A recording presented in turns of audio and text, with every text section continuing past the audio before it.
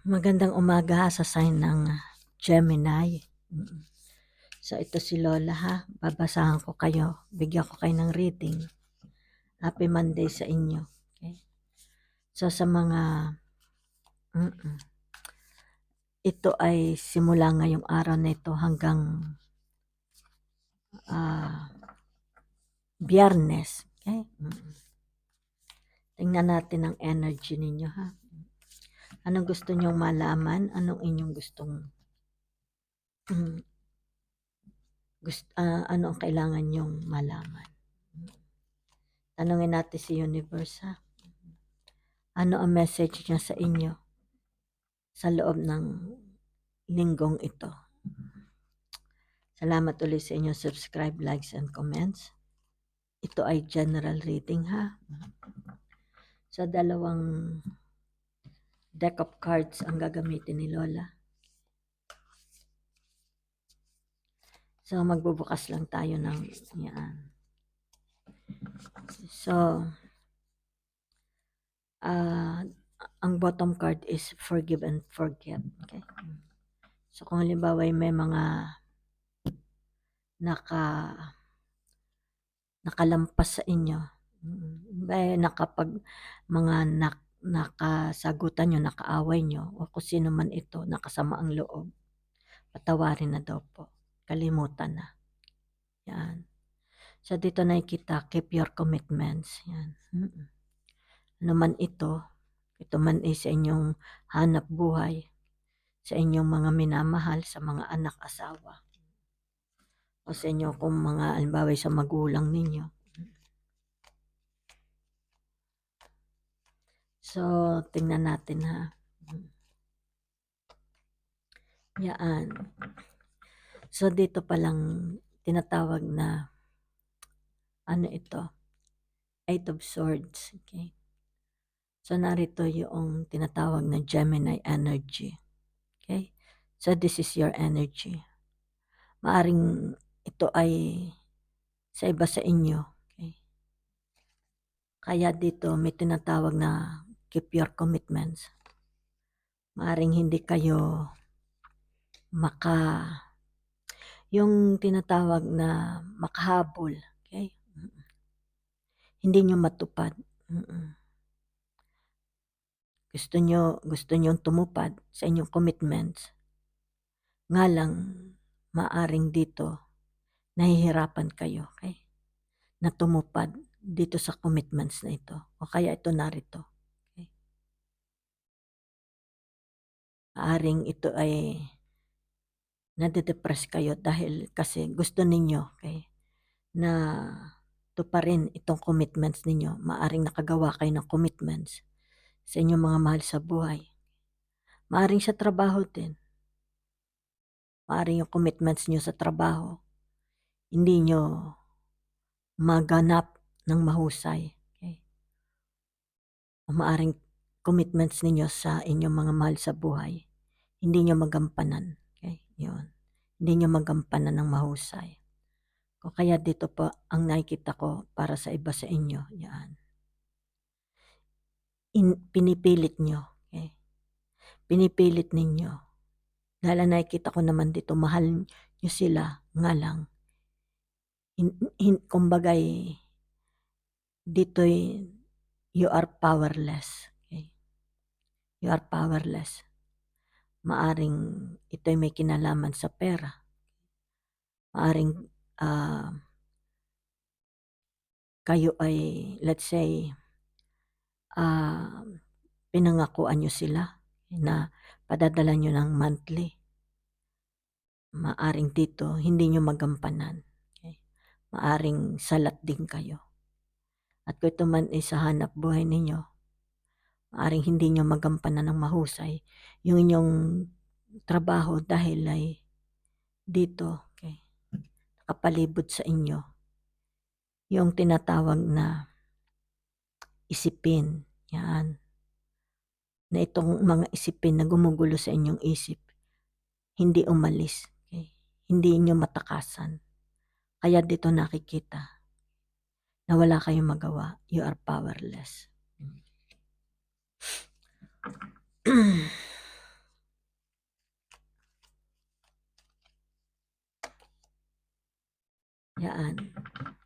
So, meron tayo ditong tinatawag Nine of Nine of Wands. So, narito yung tinatawag na energy ng Sagittarius.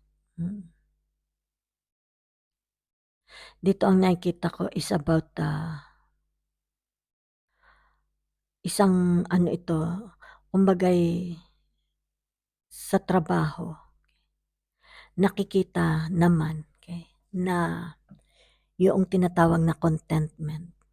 Yan. Contentment. Yun lang. Dahil ito'y Nine of Wands. Ang nakikita ko rin dito, yung mga taong nakasurround sa inyo. It's about your work, your career. Nakikitaan naman nila na kumbaga they are pleased doon sa inyong performance. Doon sa inyong trabaho. Yan. So, kumbaga dito yung nagkakaroon ng growth. Yan.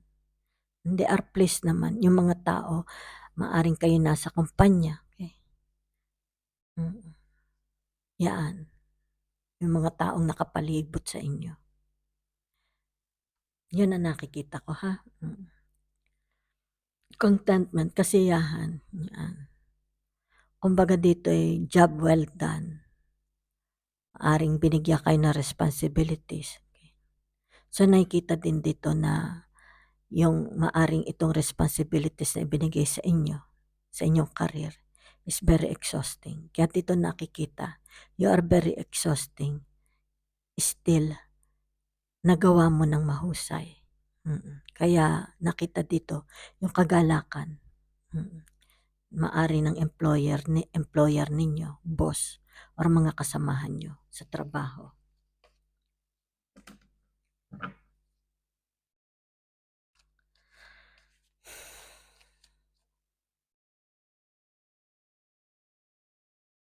Dito nakikita yung tinatawag na si The Magician. Okay? So, narito yung energy ng Mercury. So, ang nakikita ko dito, you are so very, very busy. Ang dami niyong gustong gawin. Ayan, ha? Kumbaga dito, endlessly. Walang katapusan. Patuloy. Okay? Yung mga gusto ninyong gawin. Ito may kinalaman sa pag-ibig, sa trabaho, sa inyong career, sa inyong health, okay? Sa relationship, kung ano man ito. Ang dami-dami ninyong gustong gawin. Yan, ha? Maaring dito kaya ito'y lumabas. Dahil sa dami ng inyong yan nasa isip ninyo, hindi nyo malaman alin ditong uunahin ninyo. Okay? Nagagawin. Dahil lang nakikita naman dito is very, magaganda. Okay? Magaganda. Nga lang hindi nyo alam saan at paano kayo magsisimula. Kaya ito'y lumabas. Yan. Okay? So, dito naman ang nakikita ko dahil ito'y yan. Dito, ha? Itong tatlo na to. Okay? So, ito yung tinatawag na si Sagittarius, no?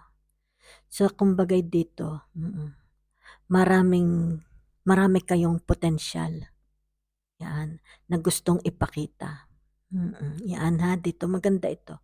Marami kayong potensyal na gusto nyong ipakita. So, dito kaya lang ito, lumabas itong tinatawag na Eight of Swords.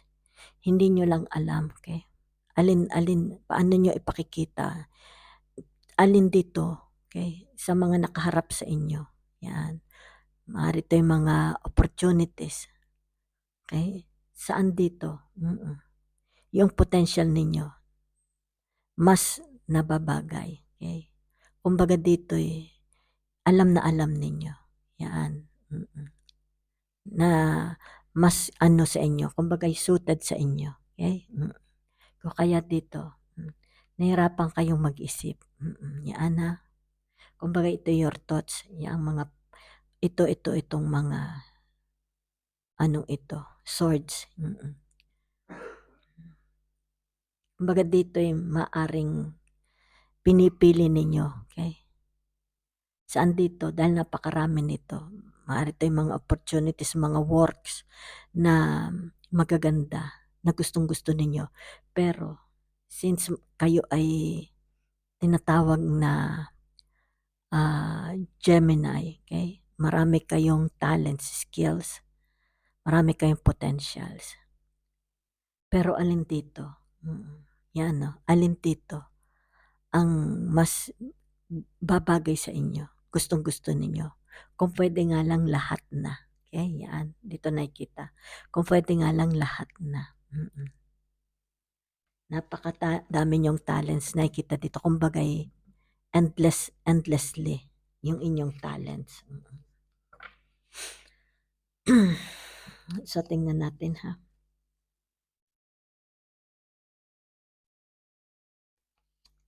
Siguro kaya ito lumabas, keep your commitments. Maaring dito, pumili ka lang. Okay? Kung alin dito, yung magugustuhan ninyo, yan.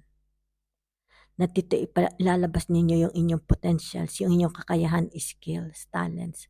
At dito kayo mag-commit. Okay? Dito ka mag-commit. Yan. Para magkaroon ng tinatawag na success. Yan ha. So dito, yung tinatawag na hermit. Sa hermit mode kayo. Okay? So ito yung Leo. Yan. Kumbaga dito yung tinatawag na energy ng Leo. Okay? Ay tinutulungan nila kayo. Okay? Na dito ay makapamili. Yan. It's about yourself. Ibig sabihin dito, saan ka dito? Yan. Saan ka dito babagay? Yan. Na ma-express mo more about yourself. Kumbaga dito may ipakita. Lalo kang lalabas yung iyong creativity. Yan, yung iyong talents, yung skills mo. Yan, kaya dito ha. The Hermit.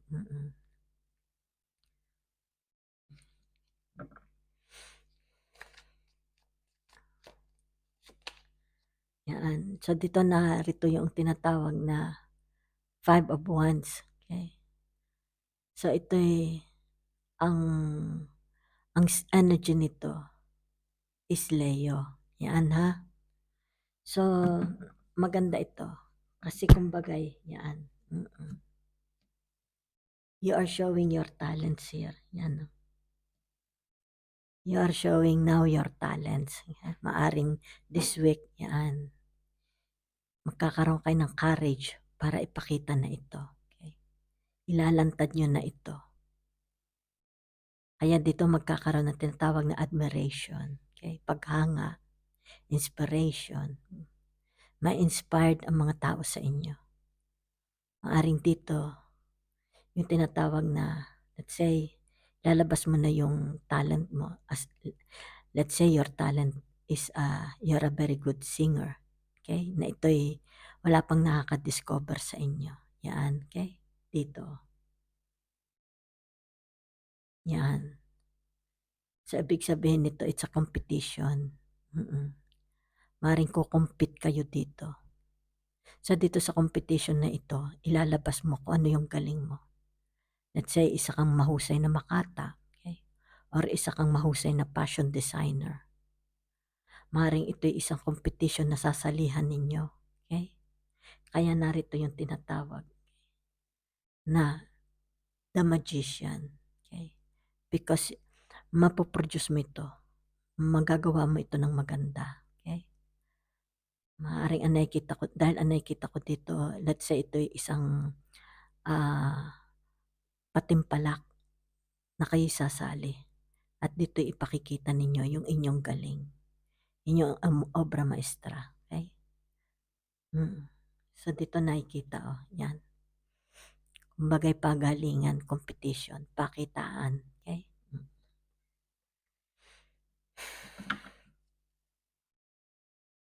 So tingnan natin ha.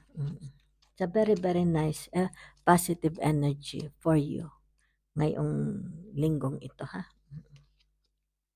So dito nakikita Leo again. Yan. It's about controlling yourself, yung disiplina. Okay? Kasi ito ay energy ng Leo. So kumbaga dito, okay, tinutulungan kayo ng Leo energy. Okay? Yung tinatawag na disiplina sa sarili. Okay? Control. Nakokontrol mo yung sarili mo. Kumbaga dito kung meron mang galit, nakokontrol ninyo. Okay? Kumbaga dito hindi nyo pinangingibabaw yung galit. Sa halip, pangunawa, kumbaga ina-analyze nyo. Okay? Kung ano man itong let's say na pinoprovoke kayo. So dito, ina-analyze ninyo. Okay? Sa halip na magpadala ka sa galit mo, ito'y iyong pinipigilan. Okay? So dito maaring ina-analyze ninyo. Okay? Bakit hindi ka dapat magalit? Okay? So dito nakikita rin yung tinatawag na understanding. Okay? Pangunawa. Sa halip na maiamot ka, unawain mo na lang. Okay? So it's about Leo. Kumbaga dito, okay, yung iyong tinatawag na yourself. Okay? Yan, it's about yourself. Maaring nakikita din dito, for some of you, meron ng tinatawag na pagbabago. Hindi na kayo magagalitin like before, gaya ng dati. Maaring ang iba sa inyo dito is very understanding na ngayon. Okay? Mas maunawain. Hindi na kayo yung kumbaga dito, wala nang tinatawag na poot, yan, hatred, jealousy, yan.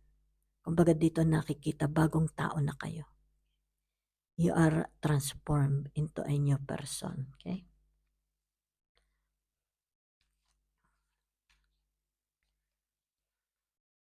So dito yung tinatawag na Page of Pentacles. It's a very, very earthly, feminine energy. Okay. So dito, it's about nakikita dito yung inyong magandang relationship sa mga tao. Yan ha. Dahil narito si Taurus. Okay.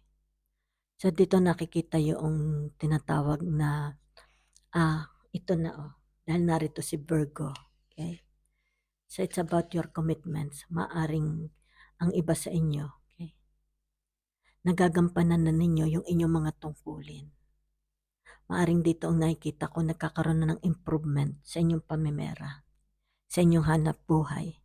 Nagkakaroon ng gains, nagkakaroon ng pagbabago. Yan, sa inyong sweldo, maaring makakatanggap na kayo ng raise. Okay? O kaya natanggap nyo na itong raise na ito. Kung kaya dito nakita na o ano man itong commitments ninyo sa buhay nyo, be it in your family, sa hanap buhay, natutupad na. Okay? Na nakakaroon na ng resulta. Yan ha. Dahil narito si tinatawag na sino baga kasama nyo, si Capricorn. Yan, dito. Ay, hindi, yung kasama ng mga earth signs. Okay? Si Capricorn. So, kumbaga dito may patutunguhan na. Nagkakaroon na ng stability. Okay? Kumbaga maaring dati, yung inyong work is very unstable. So, kumbaga dito yung magandang news.